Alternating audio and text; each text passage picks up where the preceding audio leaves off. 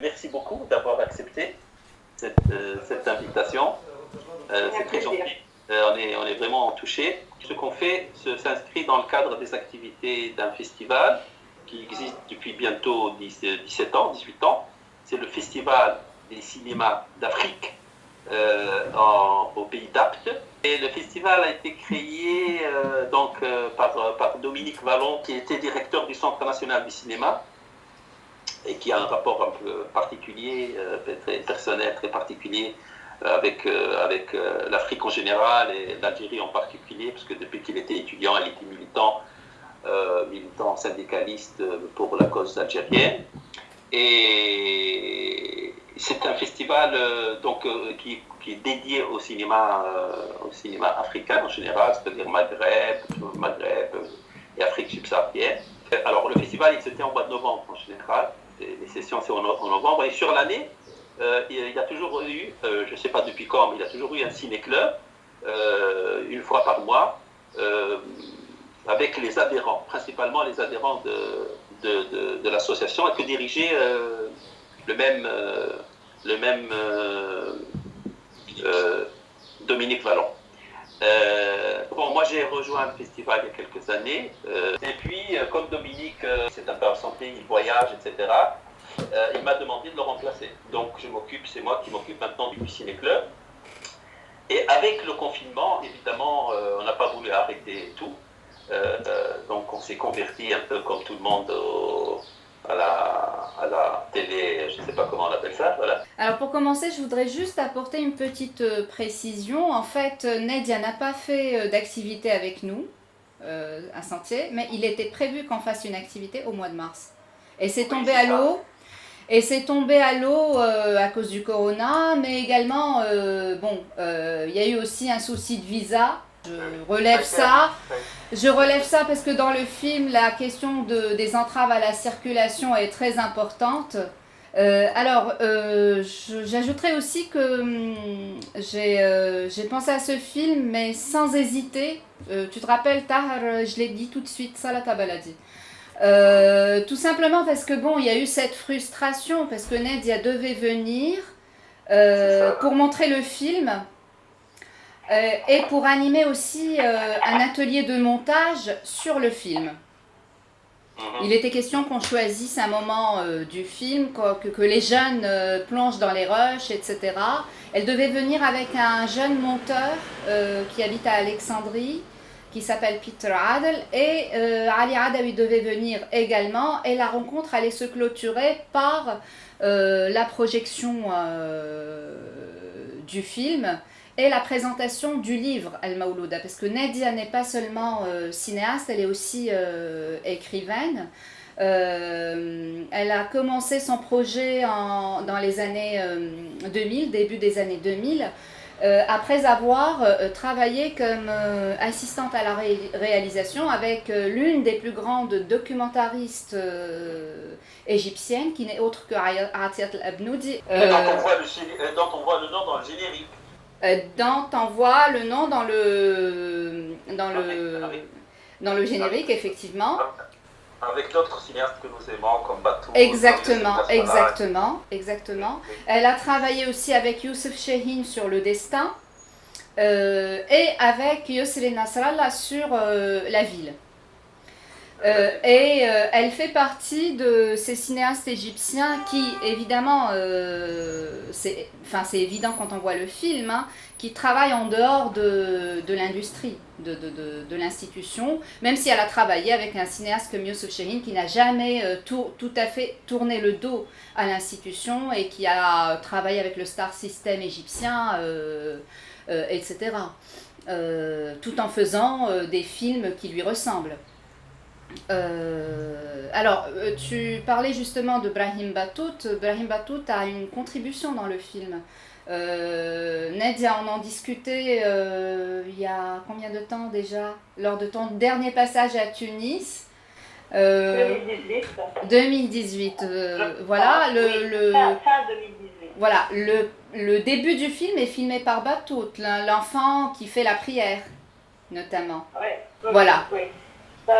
Et d'autres scènes aussi. Enfin, il a fait 30 à 40% du tournage. Après, il m'a abandonné. D'accord. Et D'accord. j'ai dû continuer seule. Oui. Parce que je prenais trop de temps, donc c'était pas possible Oui, oui, c'est ça. qu'il reste Ouais, parce que ça a duré quand même 5 ans, ça, non? 5 ans. Ouais. Le tournage qui n'est pas dans la recherche, qui n'est pas Ah oui, 5 ans, de 2002 jusqu'à 2007. Oui. Et ça a pris beaucoup de temps, pourquoi? Ça a pris beaucoup de temps pour plusieurs raisons. D'abord parce que je travaillais seule. Quand on travaille seul, il faut inventer. Je n'étais pas en train de réfléchir en cinéaste réalisatrice uniquement. J'étais en train d'essayer d'inventer comment progresser. Donc j'étais productrice. Et puis je faisais de la recherche et je tournais en même temps. Donc il y avait aussi un niveau où la réflexion avancée.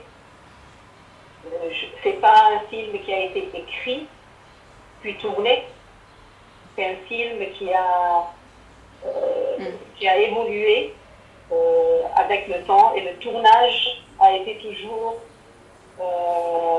que ce soit pour suivre des événements ou pour faire une interview, poser, décider, a été, comment dire, déduit. Il y avait une déduction. Je me rendais compte d'une importance ou d'un point, et donc le film avançait dans la direction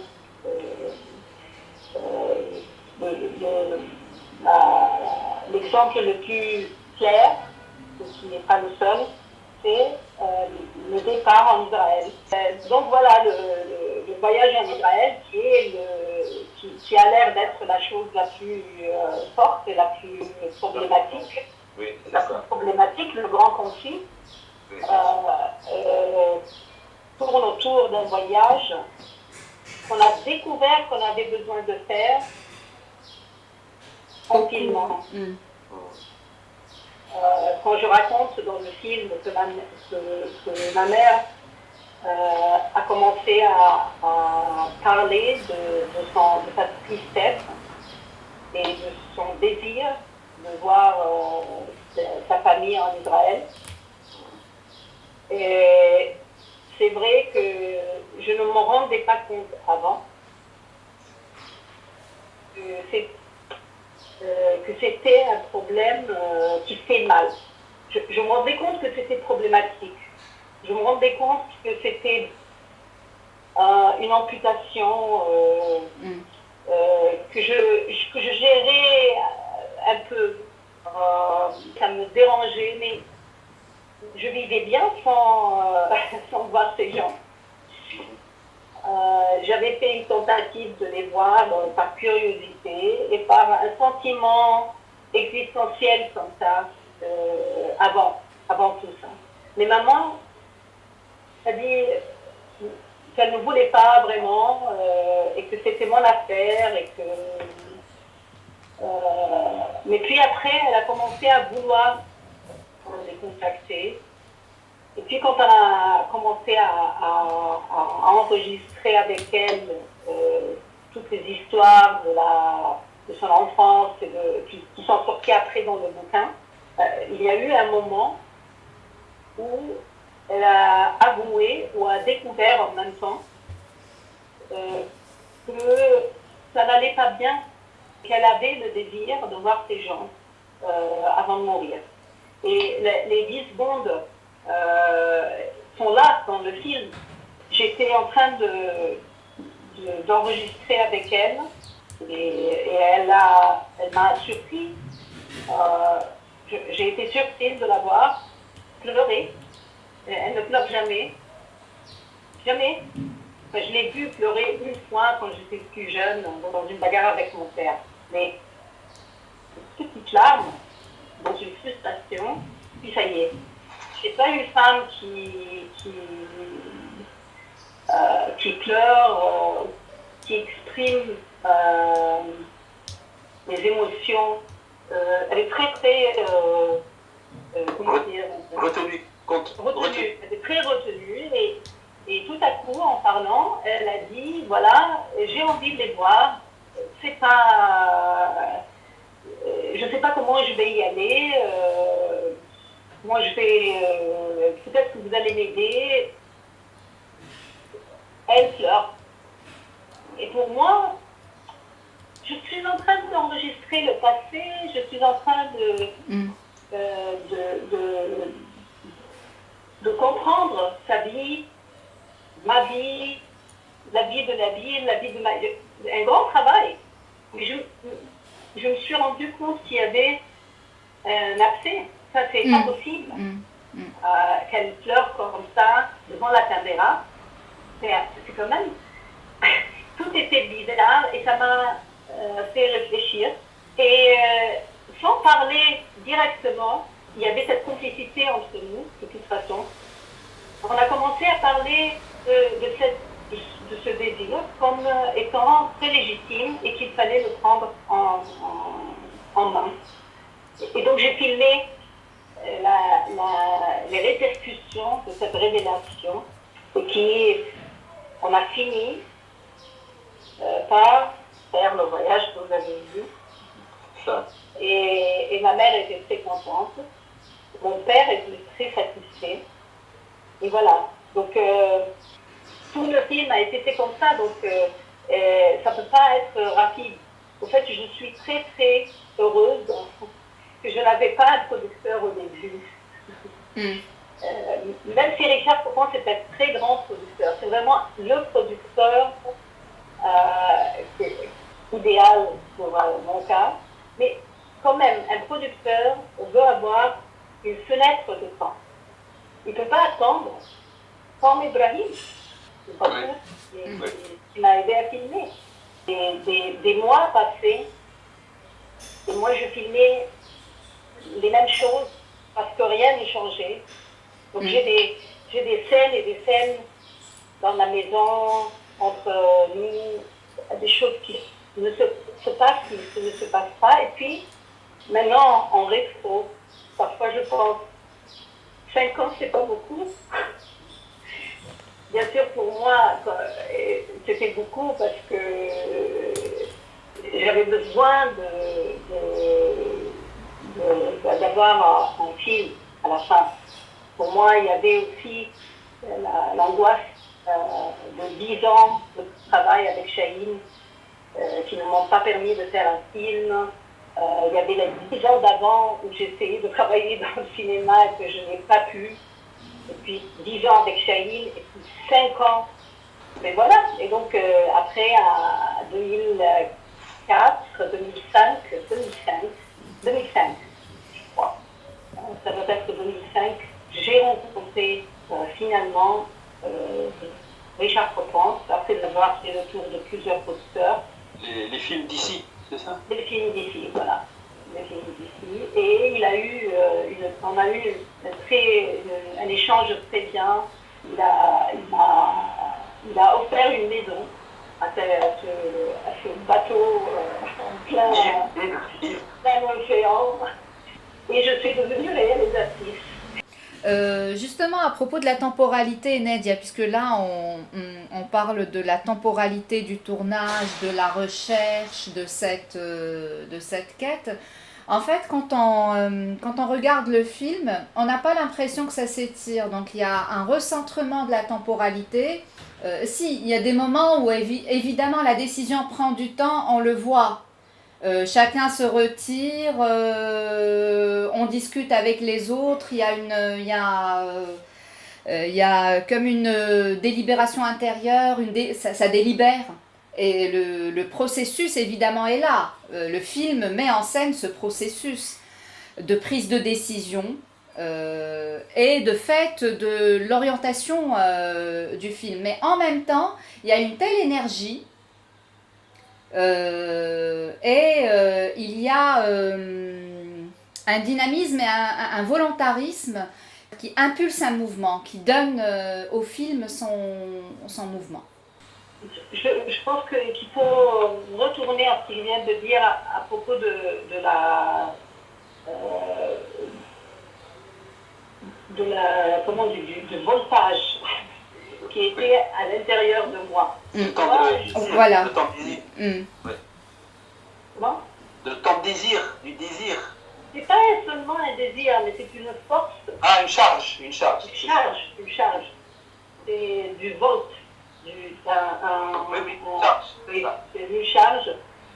Parce que en commençant à travailler sur notre histoire, sur mon histoire à travers d'où je viens, c'était une décision de coupure avec le système. Ça faisait longtemps que j'essayais de négocier une place, sans me perdre dedans, mais en même temps en jouant un peu la modération. Il ne faut pas être extrémiste, il ne faut pas tout demander. Il faut trouver une place. Comme celle que, même si c'est pas pour comparer les statuts, le talent, mais comme celui de Chahine, comme celui de Mohamed Khan, comme celui de Daoud Abdel Sayed, comme celui... Enfin, c'est des gens qui ne disaient pas exactement, n'utilisaient pas la langue de bois. Mais ils le faisaient avec beaucoup de négociations, avec la mentalité pour ne pas choquer, pour être accepté par l'État, par la société, par les producteurs, par le box office. Il y a plein de choses. Donc, ils avaient fait se sont creusés cette petite niche, et ça avait l'air d'être le seul moyen pour faire du cinéma. Ou bien travailler avec un théâtre. Mais ce que j'ai découvert en travaillant avant de commencer Salade Maison, ce que j'ai découvert, c'est que ce qui était possible pour ces gens n'est peut-être plus possible pour moi. Ou bien je suis différente, incapable de faire comme eux. Mais avec le temps, j'ai découvert aussi que c'était pas moi. C'était juste qu'il y avait plus de place, qu'il y avait plus cette marge. Il y avait plus cette... Et donc, j'ai quitté, même Chahine. J'ai dû laisser les locaux de la maison de production en pensant qu'il faudra que je relance encore une fois, mais toute seule. C'est ça. Ça, à 40 ans, maintenant en rétro, tout ça a l'air très dramatique parce que c'est vrai que j'étais en train d'attendre un petit rendez-vous avec Gabi, le directeur de la maison de production, pour me donner la possibilité de faire un film. Il ne me laissait pas entrer dans son bureau. J'attendais Et je me suis levée très calmement et je suis partie comme si j'allais chercher des cigarettes, parce que je fumais en ce moment-là. Je suis sortie comme ça, mais je savais en sortant que je sortais, que je quittais, que je coupais, que je ne revenais pas. Et que je ne savais pas comment je vais faire. Et donc, je pense que la décision n'était pas de faire ce film, la décision c'était de faire un film à ma guise. Voilà. Ouais. Et en ce moment-là aussi en Égypte, quand on fait quelque chose à sa guise, complètement comme ça, c'est un champ de mine. pour moi, c'est le côté salade dans ma famille. Et donc, j'ai parlé de comment on est, comment on en est là, et j'ai fini par faire exploser plusieurs mines. Ces mines-là. Je pense que beaucoup de ce que tu appelles volontarisme, qui n'est pas du tout, c'est un volontarisme intellectuel et psychologique, mais ce n'est pas, je ne savais pas, à part le fait que j'allais raconter notre histoire, parce que personne ne la connaît, je suis mal présentée partout, pas comprise. Si je commence à parler de moi-même tout de suite, comme ça, on me classifie tout de suite, féministe, communiste, n'importe. Donc je me suis dit, il faut que je raconte notre histoire, l'histoire que j'aime, tout ça. Mais ça, c'était très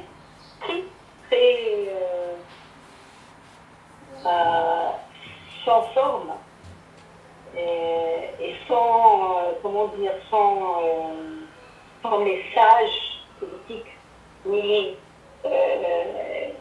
c'était un exercice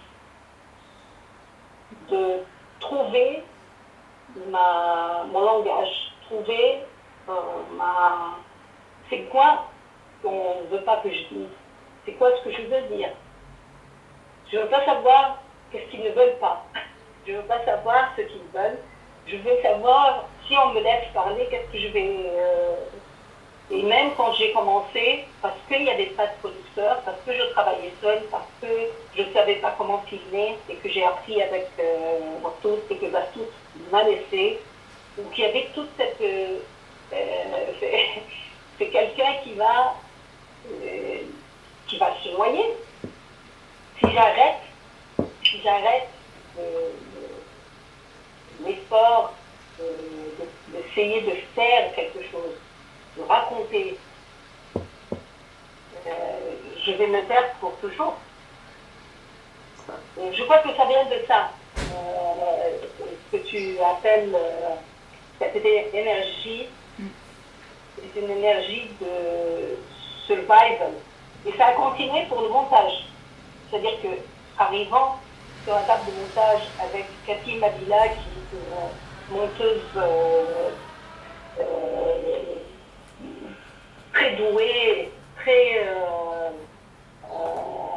elle sait ce qu'elle fait.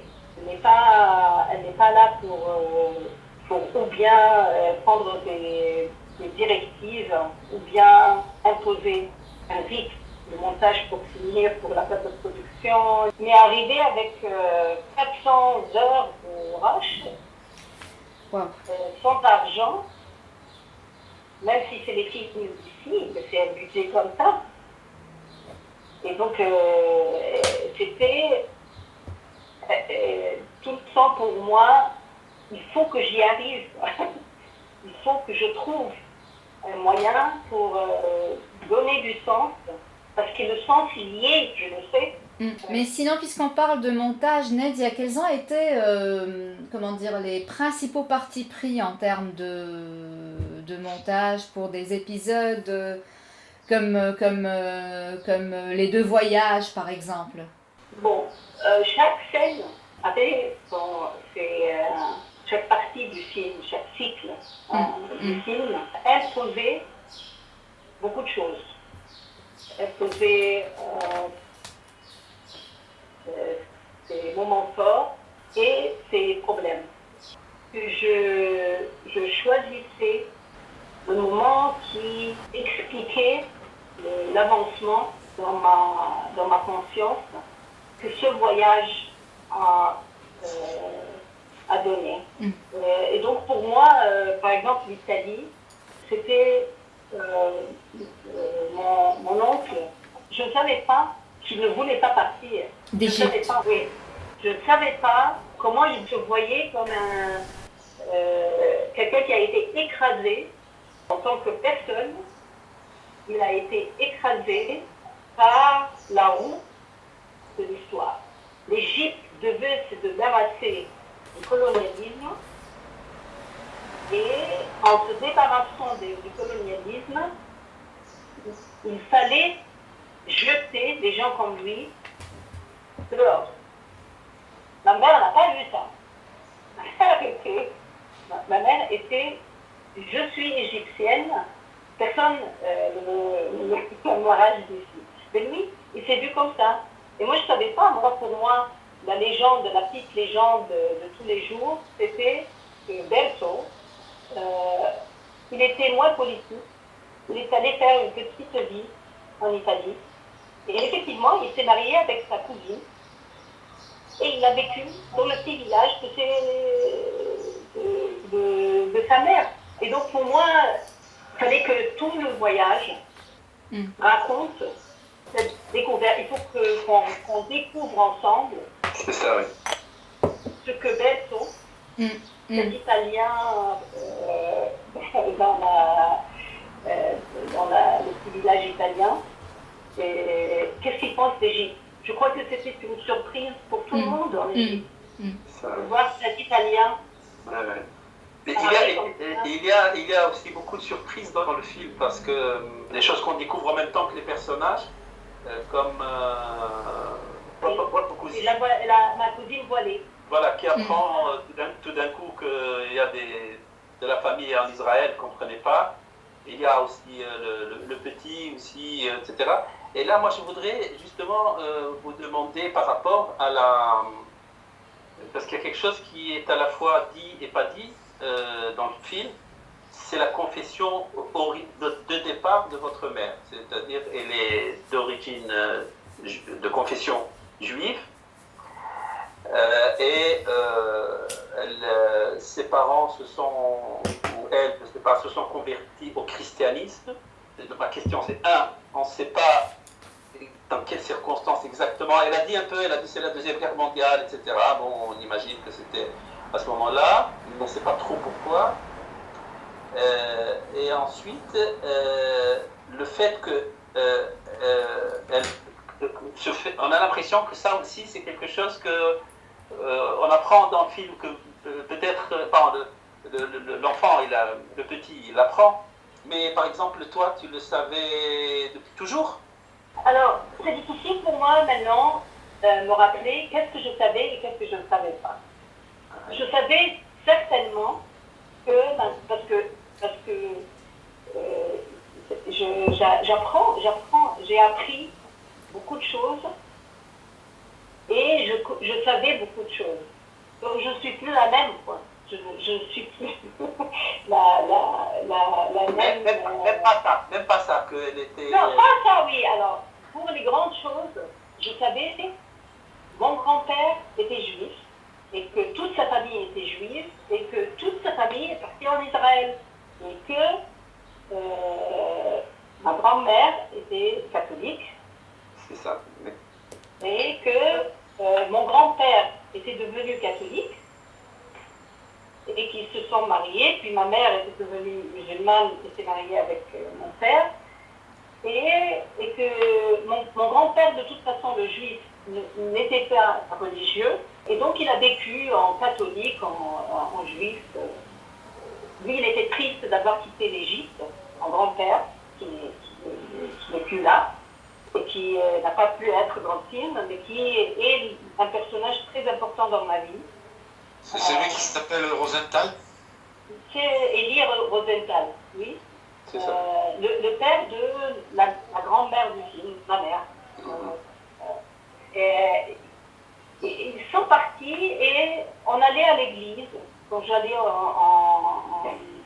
Donc je ne suis pas sûre, par exemple, je vais essayer de voir dans mes carnets de notes. Je ne voulais pas savoir, pour moi maintenant c'est important, mais avant je voulais me concentrer sur ma mère. Donc, je travaillais sur ce que je sais d'elle. Je ne suis pas sûre que je savais qu'elle était née juive. D'accord. Et puis convertie avec son père. Au christianisme. Et donc qu'elle a passé par les trois religions. Je sais que ça, c'est une chose fantastique que j'aime beaucoup. Mais moi, j'aime beaucoup toute l'histoire, donc je ne sais pas quand est-ce que j'ai reçu ce détail. Est-ce que c'est en faisant des calculs, en allant en Palestine dans les années 90, parce que on parle tout le temps de notre histoire, pas tout le temps, mais c'est un truc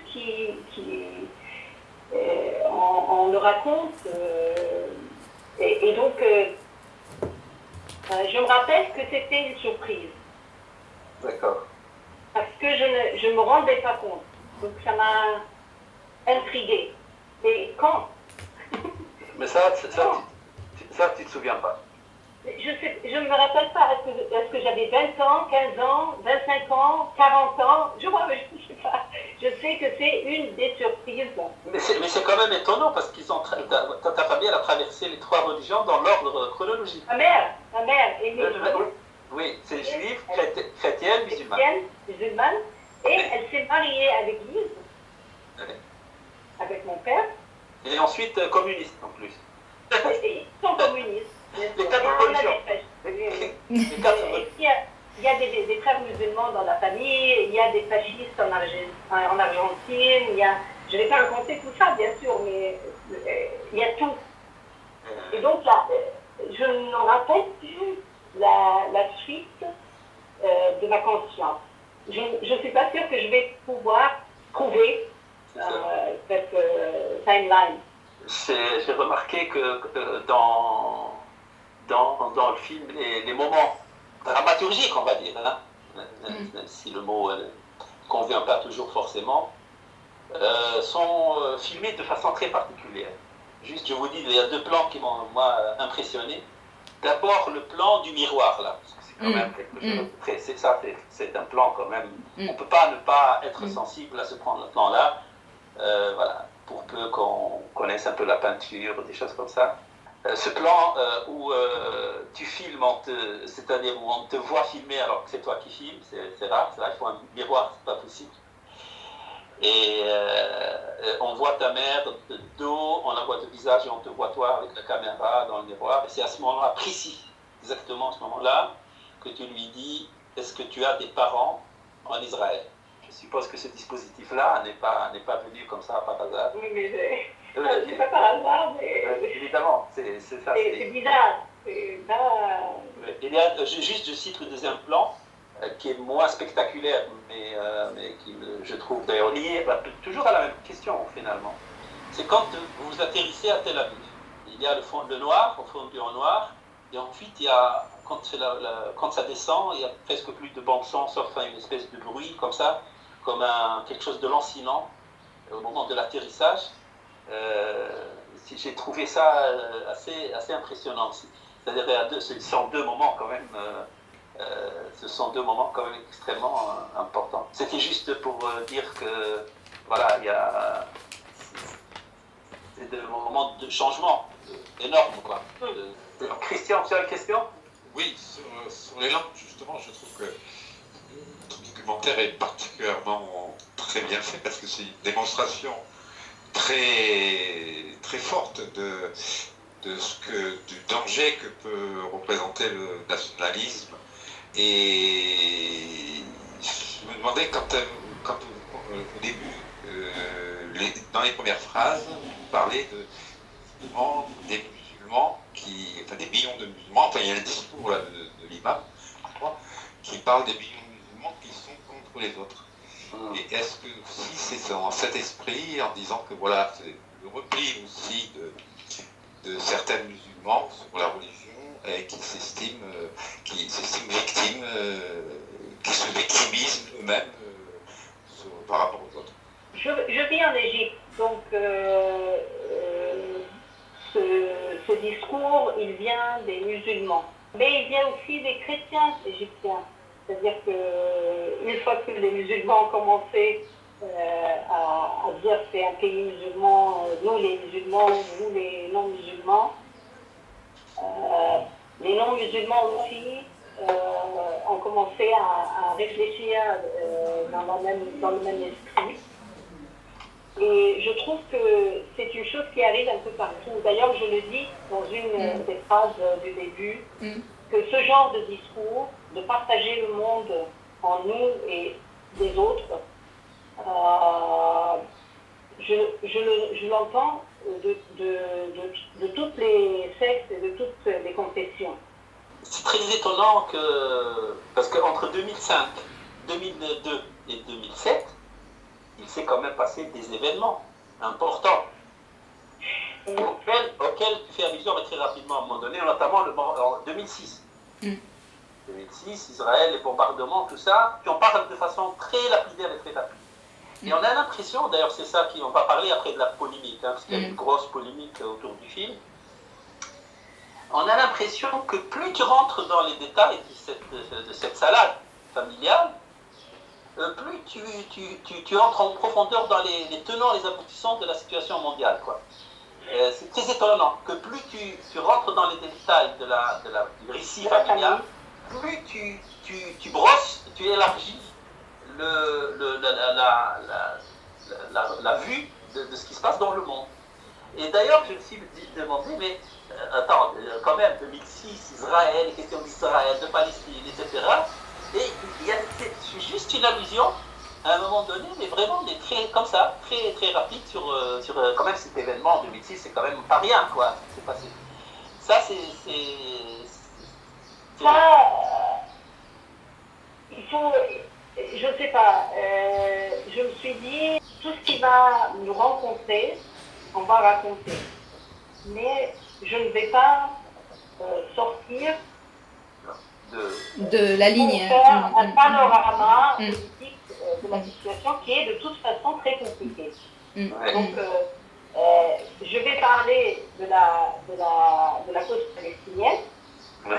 Parce qu'on a des Palestiniens dans la famille. Donc, oui, c'est ça. La cause va être présentée. Oui, on rappelle, pardon, juste pour nos amis, que en fait, ta sœur, elle a épousé un Palestinien, le dit Shah, qui est le père de le petit. Qui est le père du petit. Donc le petit voilà. est palestinien. Qui est palestinien, qui a un passeport palestinien, d'ailleurs parce quand il demande à sa tante de lui faire un passeport, c'est très étonnant cette histoire-là. Il prend sa tante dans la chambre, il lui dit j'ai un problème. Elle pensait qu'il voulait le cadeau. Et lui, il a dit je voudrais un passeport américain parce que je pense que j'ai un problème là. Parce qu'il est un peu. Et en fait, ce père-là, son père, c'est un parent, je ne sais pas si c'est le frère ou un parent, une personnalité politique palestinienne qui est Nabil Shah, qui était c'est son fils, c'est son petit-fils, Nabil et son petit-fils. Voilà, donc le petit-fils, il a pris le nom de son grand-père, quoi. C'est ça.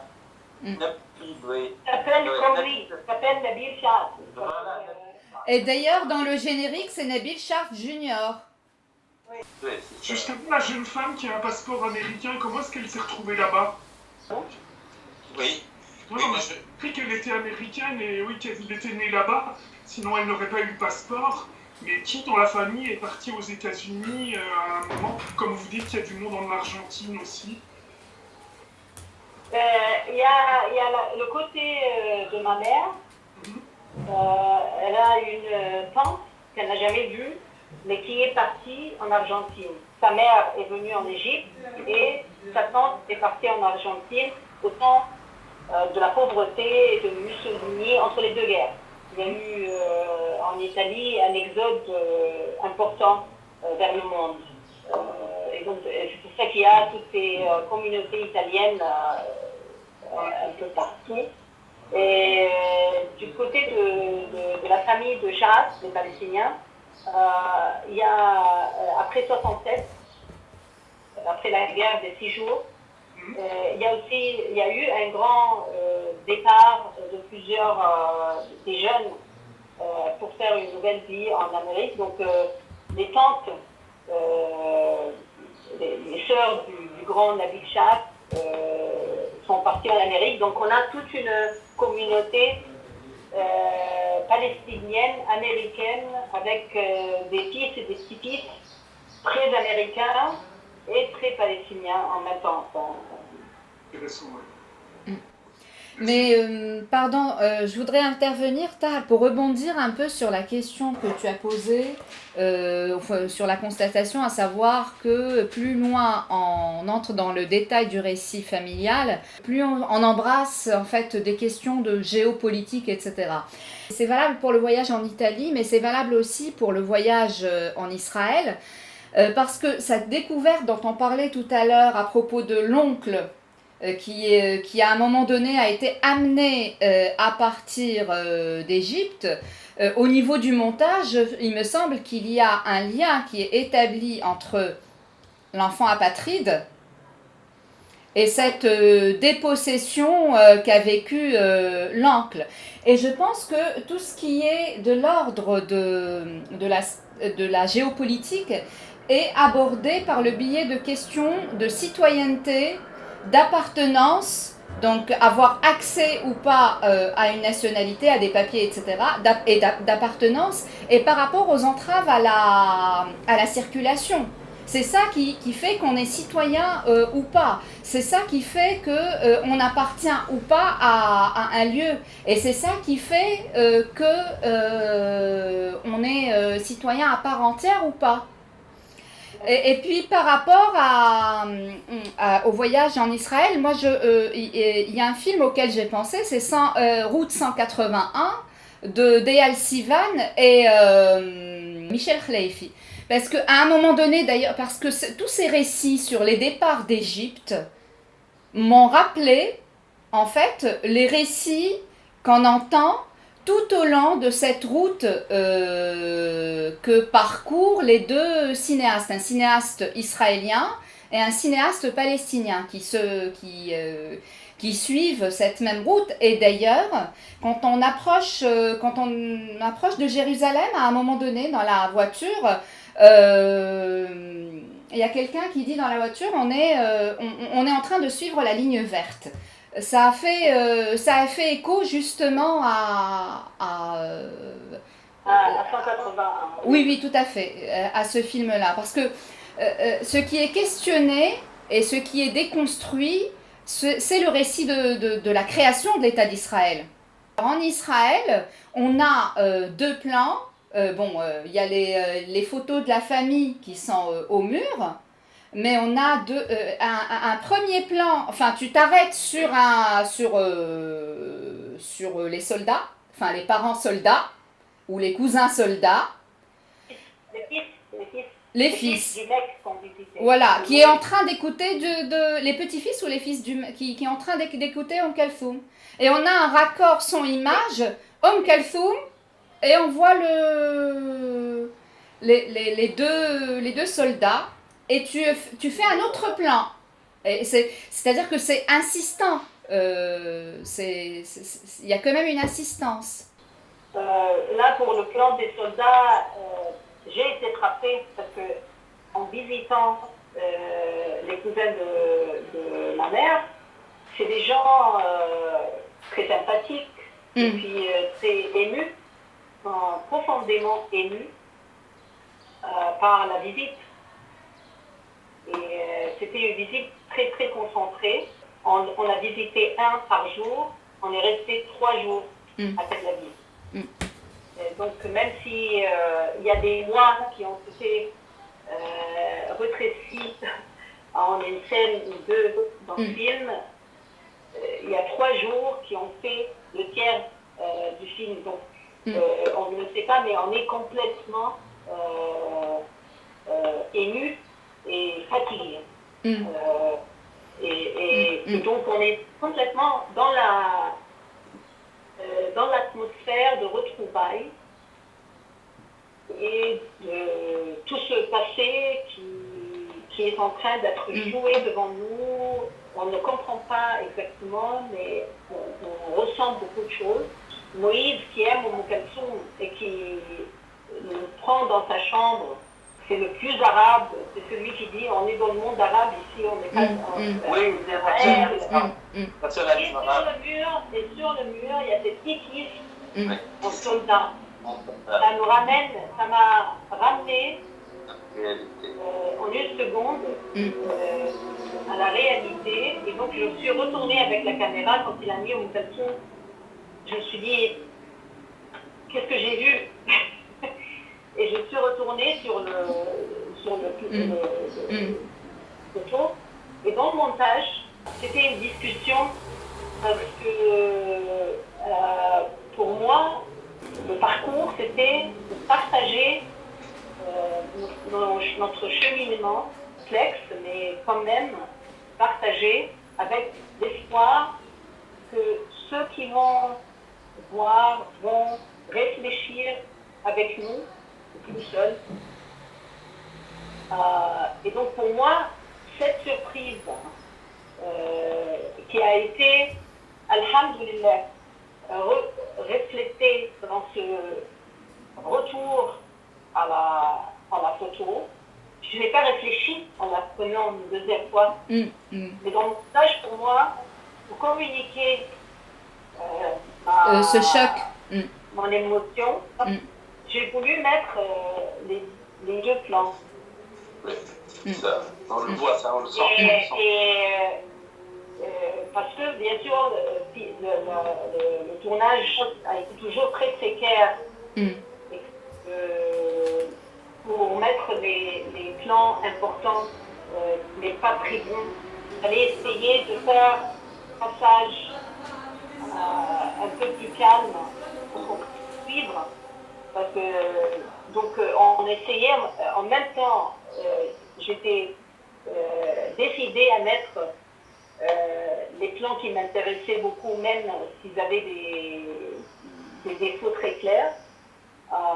Mais après avoir puni le spectateur, je voulais à tout prix calmer et donner quelque chose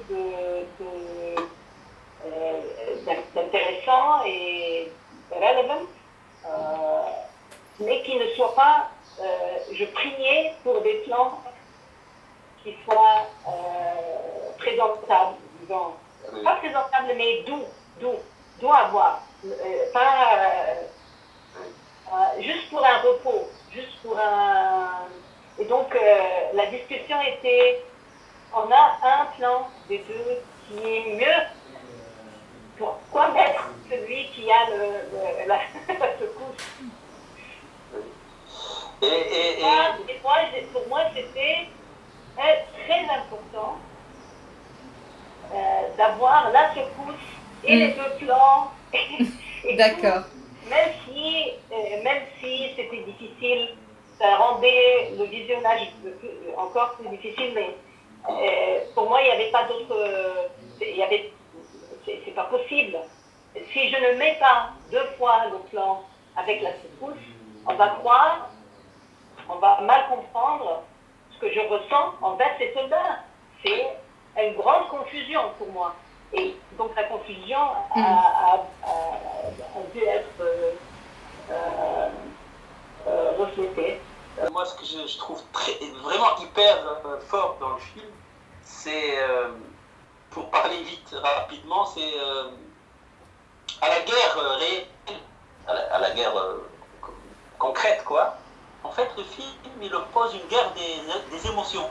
Il y a comme une guerre des émotions, parce que quand tu discutes avec ton papa, et tu lui dis, je dois l'accompagner, il te dit pourquoi? Tu lui dis, parce que j'ai peur, il te dit, tu as peur pour deux. Tu lui dis, non, j'ai peur pour elle. Deux. Il lui dit, pour elle, pourquoi tu as peur pour elle? Tu dis, pour elle, pour l'émotion. Parce que j'ai peur. J'ai peur pour elle que ça fasse un choc, quoi. On a l'impression qu'il y a une guerre d'émotions. Il y a une guerre d'émotions dans le film, quoi. Donc que tu essaies, toi, de régler un tout petit peu. Sachant, d'ailleurs, que la cousine, comment elle s'appelle? Sarina. Sarina. Sarina, elle a une maladie du cœur. Et elle est morte d'ailleurs en 2007. On le voit dans le générique. Il n'a pas vu le film. Elle n'a rien vu d'ailleurs. Voilà. Et on a l'impression que toute cette histoire que tu as montée, cette stratégie-là du film, c'est une stratégie dangereuse, où il va y avoir des confrontations d'émotions et péril d'hommes, quoi. C'est-à-dire il y a même des risques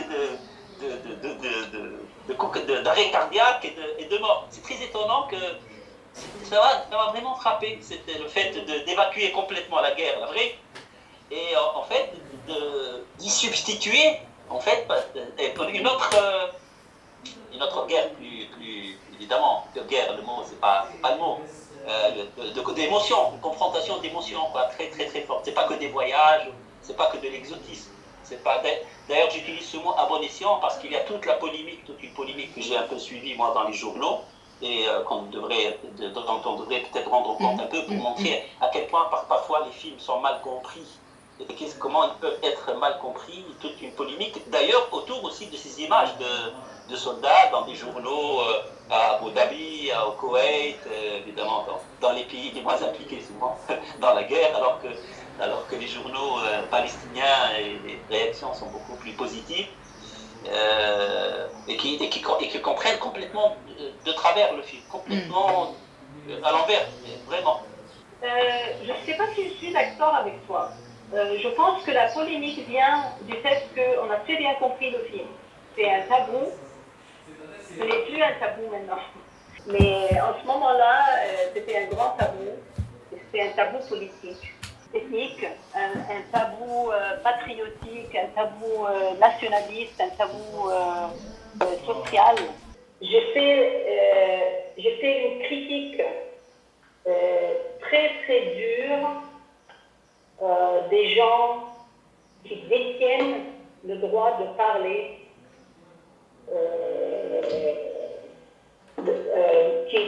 comment dire, ils monopolisent l'opposition, le discours de l'opposition. Et bien sûr, dans un état où la répression est totale, personne ne se rend compte qu'il y a cette répression extrême, double. Ce n'est pas l'État et ce n'est pas la société seulement, c'est les intellectuels et les politiciens. Et donc j'ai dit quelque chose comme, c'est comme quand on parle de violence domestique. Tout à coup, cette femme, Mary, dit mes camarades me l'ont bouclé pendant toute ma vie. C'est les gens qui ont utilisé ce tabou pour avoir de l'influence, du pouvoir, qui ont été les plus acharnés contre le film. J'ai touché un nerf, bien sûr. C'est un nerf qui nous a fait faire pendant des décennies sur le plan politique, intellectuel et personnel. Et donc, je ne pense pas que ça a été un mal compris. Au fait, quand le film est sorti, il a été attaqué par des gens qui pensent que tout rapport avec les Israéliens, c'est du sionisme. Oui, c'est ça. Et c'est de la trahison. Mais il a été défendu par tous les gens qui veulent la liberté d'expression. C'est-à-dire que la défense n'était pas il faut parler aux Israéliens. La défense du film était il est temps de pouvoir parler. Il est temps de voir pourquoi cette femme a dû souffrir autant pour aller dire au revoir à sa famille en Israël. Pourquoi une femme comme ça a peur de voir sa famille, a peur de ses propres idées, a peur de ses propres émotions pour le découvrir à 72 ans. J'ai découvert qu'il y avait plein de gens qui étaient prêts à lutter contre le silence en général.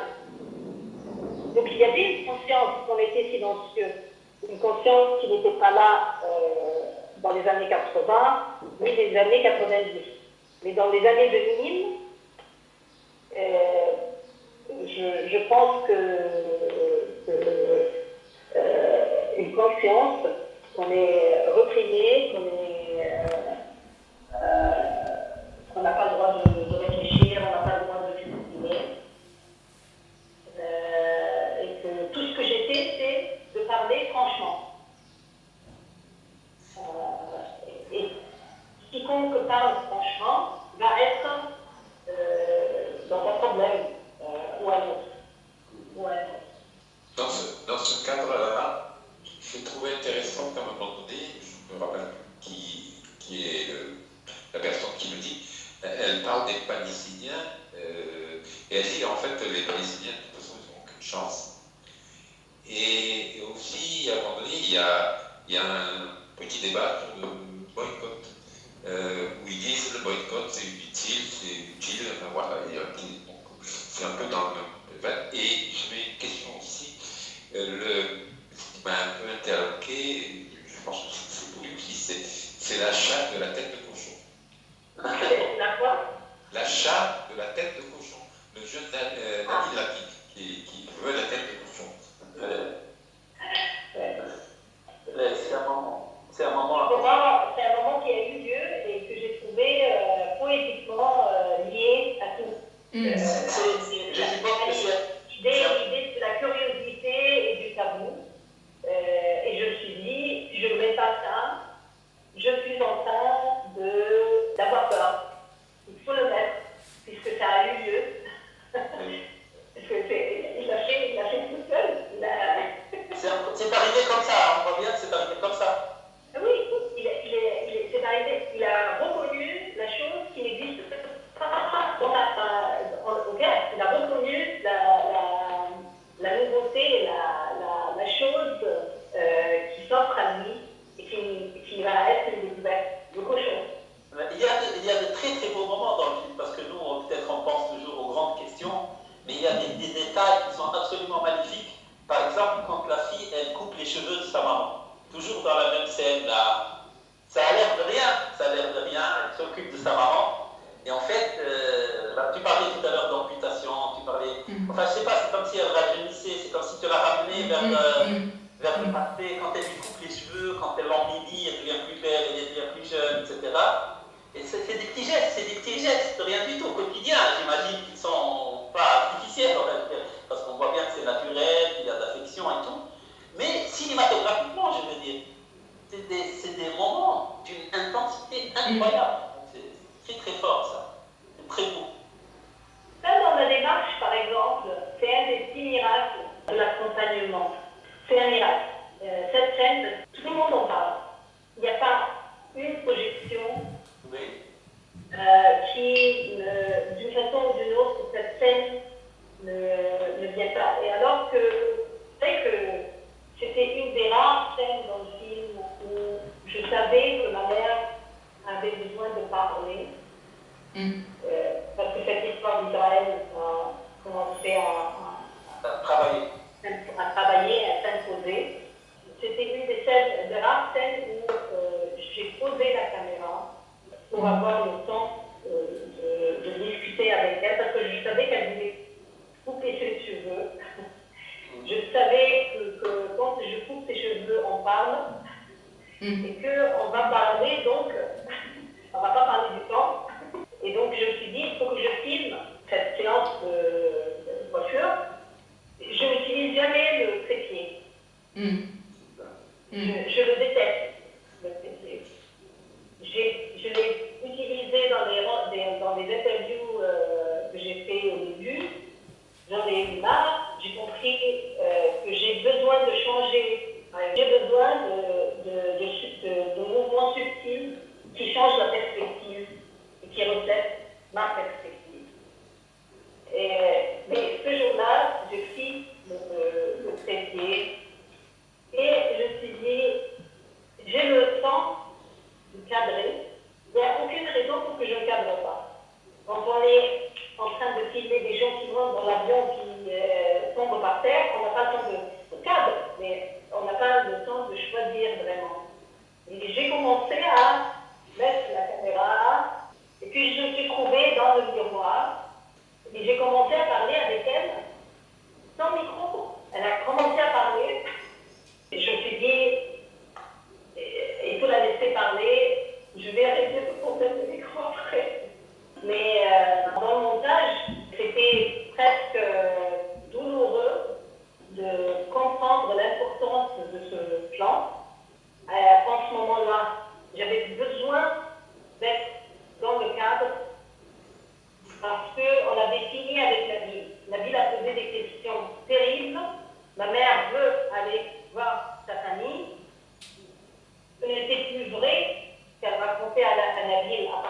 là. Elle réglait un compte interne. Et moi, j'allais jouer un rôle très grand. Et il fallait que je me prononce cinématographiquement. Et moi, bien sûr, quand j'ai filmé ce plan, c'est intuition. C'est après, je me disais, mais si je n'avais pas pris ce plan,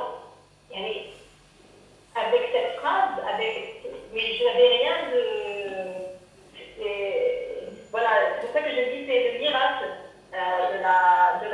de rester proche. Et d'être là quand la chose se présente.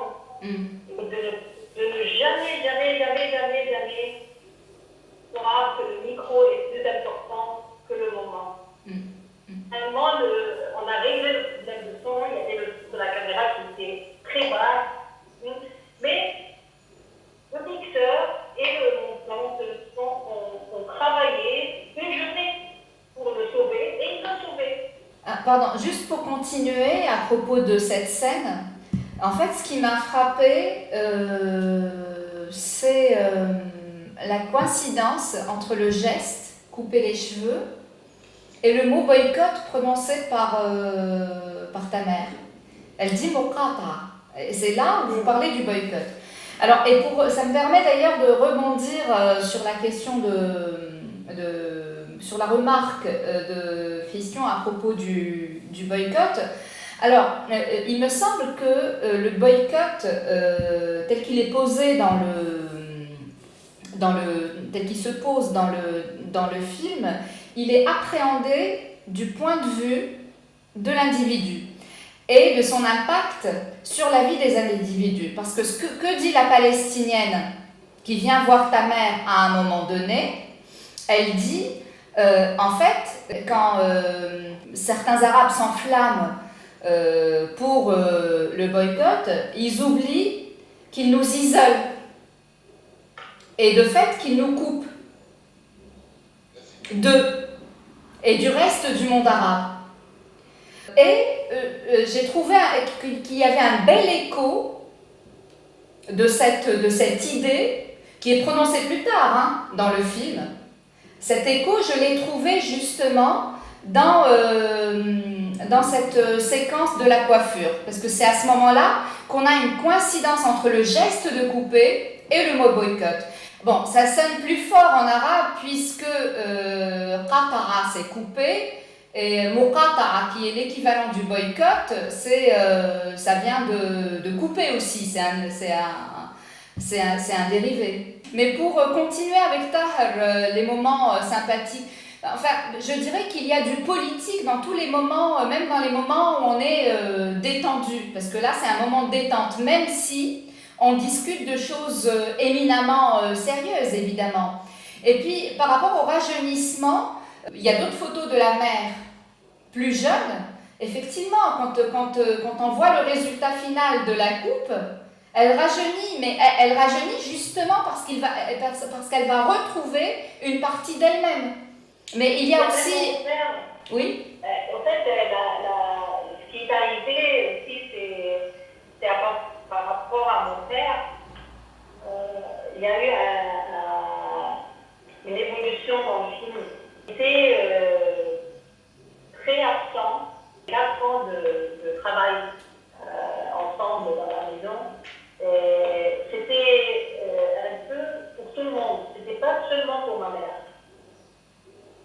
Mon père s'est réveillé et a commencé à dire à mes termes qu'il avait l'habitude de dire quand il était plus présent et plus jeune. Par exemple, quand il a dit non, on ne va pas demander la permission de mes familles. Et toi, tu l'as dit bravo. Oui. Parce que, voilà, il nous a sauvés. Il m'a sauvé. Moi, je ne voulais pas me mettre dans la...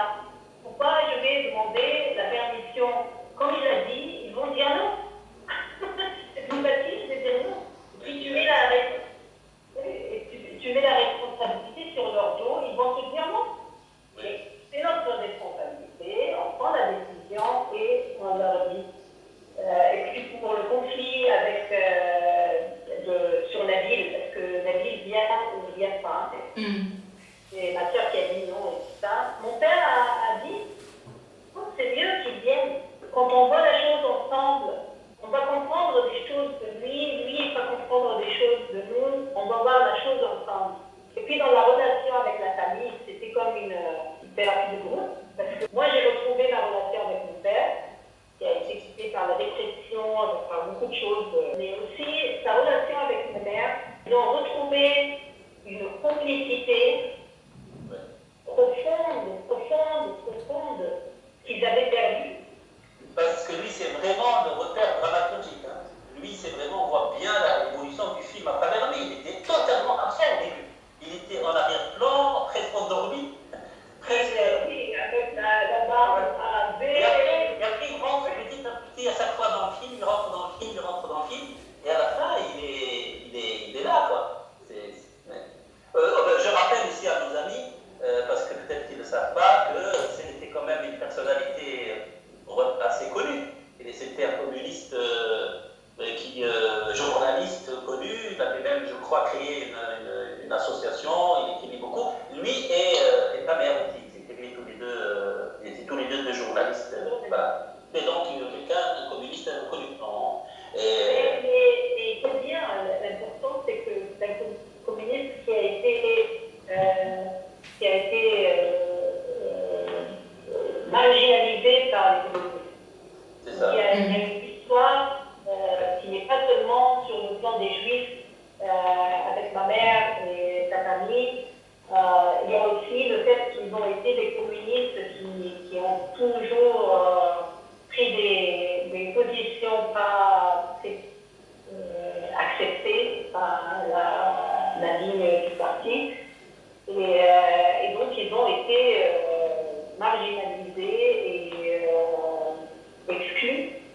Sur la question de la démocratie et de l'humanisation de la politique, lui a été le journaliste qui a rencontré un journaliste israélien sur France 2, je crois, en 1970.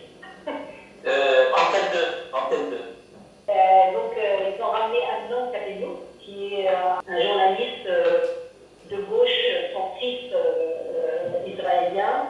Ils se sont rencontrés et il lui a serré la main. Il lui a dit c'est pas une question de serrer la main, c'est voilà, j'ai serré la main. Et les Palestiniens, qu'est-ce qu'on fait?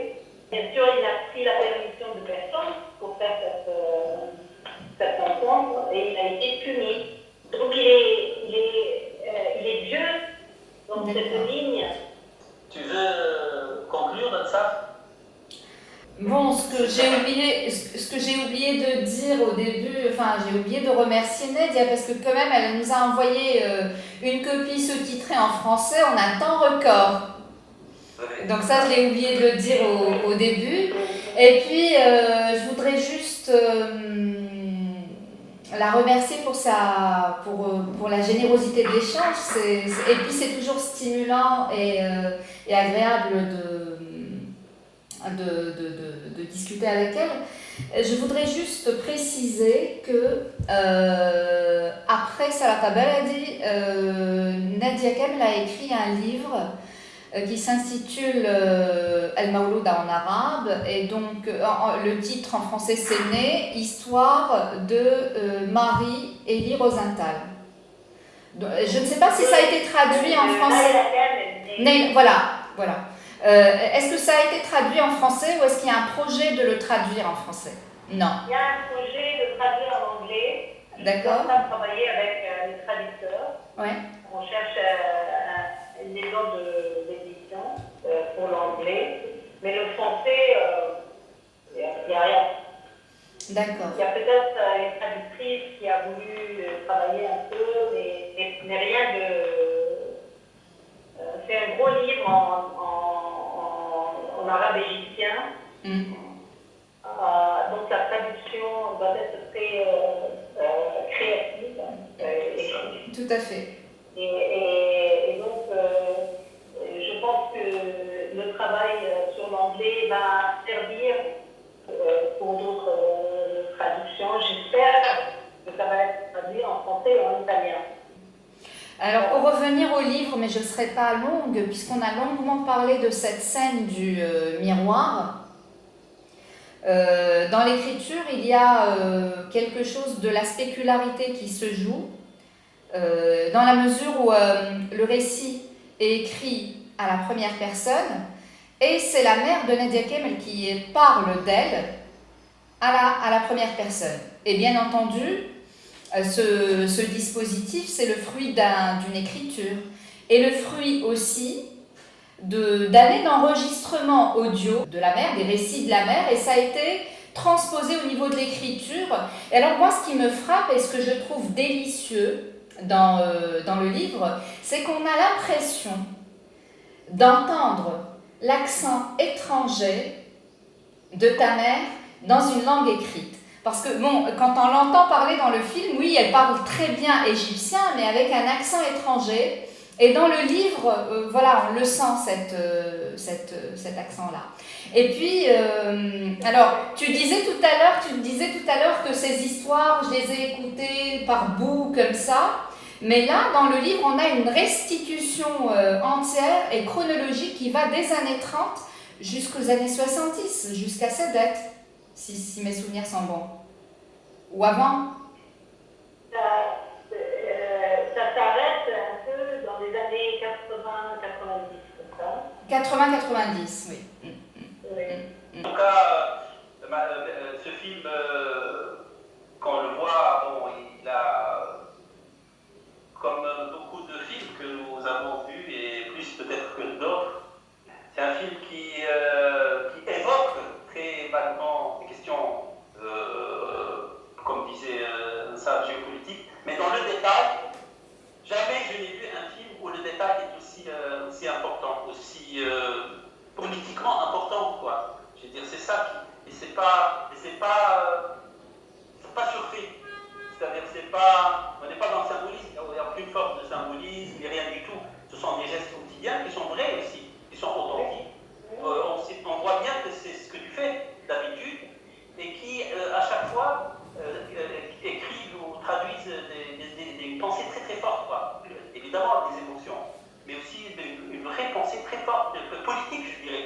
Je crois que c'est un film que moi j'aimerais bien discuter avec un politologue, mais un vrai politologue, un vrai, d'un film comme ça, vraiment, parce que c'est 1000 fois plus qu'un traité de géopolitique, quoi. En tout cas, merci beaucoup. Merci beaucoup, Nadia. Merci de cette disponibilité, d'avoir passé beaucoup de temps avec nous. Merci à nos amis.